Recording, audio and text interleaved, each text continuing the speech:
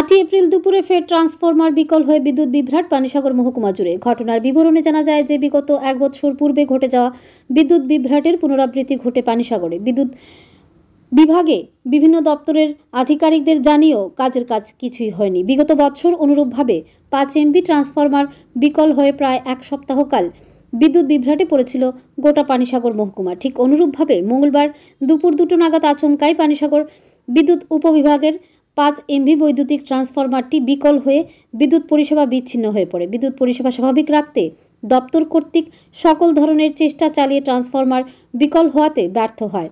পরবর্তীতে দপ্তরের ঊর্ধ্বতন কর্তৃপক্ষের নিকট বিষয়টি নিয়ে যোগাযোগ করে বিকল হওয়া 5 এমভি ট্রান্সফরমারটি সারাইয়ের উদ্যোগ নেওয়া হয়।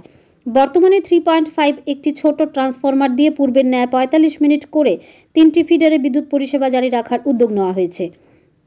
এতে করে পানিসাগর মহকুমার বিভিন্ন এলাকায় 45 মিনিট অন্তর অন্তর বিদ্যুৎ সরবরাহ করা হবে বলে দপ্তর কর্তৃক সিদ্ধান্ত গৃহীত হয়েছে। এই মর্মে মঙ্গলবার সন্ধ্যা থেকে পানিসাগর মহকুমা জুড়ে মাইক যোগে বিঘ্নিত বিদ্যুৎ পরিষেবা প্রদানের লক্ষ্যে সম্প্রচার করা হচ্ছে। তবে এ নিয়ে পানিসাগর বিদ্যুৎ উপবিভাগের সিনিয়র ম্যানেজার চন্দ্রমণি নাথ জানায়, সবকিছু ঠিকঠাক থাকলে আগামী 2-3 দিনের মধ্যে মহকুমা জুড়ে পুনরায় বিদ্যুৎ পরিষেবা স্বাভাবিক করা সম্ভব হবে। এ মর্মে পানিসাগর বিদ্যুৎ দপ্তর কর্তৃক জানানো হয় যে বুধবার ট্রান্সফরমারটি টেস্টিং করতে একটি টিম এসে পৌঁছবে। বিশালাকার পানিসাগর মহকুমা জুড়ে বিদ্যুৎ পরিষেবা প্রদান করতে এ ধরনের উচ্চ ক্ষমতা সম্পন্ন ট্রান্সফরমারগুলির বিকল্প হিসেবে দপ্তরকে যথোপযুক্ত ব্যবস্থা গ্রহণ করতে আবেদন জানানো হচ্ছে। বিশেষ করে পানিসাগর মহকুমাটির অধিকাংশ অঞ্চলই পাহাড়ি অধ্যুষিত হওয়াতে প্রায় বেশিরভাগ এলাকাতেই পানীয় জলের যোগান স্বাভাবিক রাখতে মোটর ব্যবহার করতে হচ্ছে। তাই এই শুখা মরশুমে বিদ্যুৎ চপলতায় পানীয় জল সরবরাহে ভীষণ সমস্যায় পড়তে হবে সাধারণ জনগণকে। পাশাপাশি রয়েছে ই-রিকশা চালক, বেকার যুবকদের দুরবস্থা। তাই যত তাড়াতাড়ি সম্ভব এ ধরনের বিদ্যুৎ বিভ্রাট রোধে দপ্তর যেন বিকল্পের খোঁজে হাত বাড়িয়ে দেয় সেই আশায় রয়েছেন মহকুমার জনগণ। ধর্মনগর থেকে নিজস্ব প্রতিনিধির রিপোর্ট, আরই ধর্মনগর। আমরা এখানে যে 5 ইঞ্চি ট্রান্সফরমার একটা আছে, বড় ট্রান্সফরমার, এটা বিকল হয়েছিল। আমরা 2টা থেকেই আমরা চেষ্টা করছি, এটা টেস্টিং করছি, কিন্তু এটা আসলে দেখা গেছে বিকল, যার কারণে মানে পাওয়ারের খুব সমস্যা হইতেছে। কিন্তু আমরা এখানে 3.15 একটা ট্রান্সফরমার আছে, এটা দিয়ে আমরা যে ফিডার আছে 5টা ফিডারে আমরা শেডিং করে করে এটারে অল্টারনেটিভ আমরা চালু করবো। যে ট্রান্সফরমারটি বিকল হয়েছে স্যার, সেটা সার্বিক ব্যবস্থা কি নিয়েছেন আপনারা?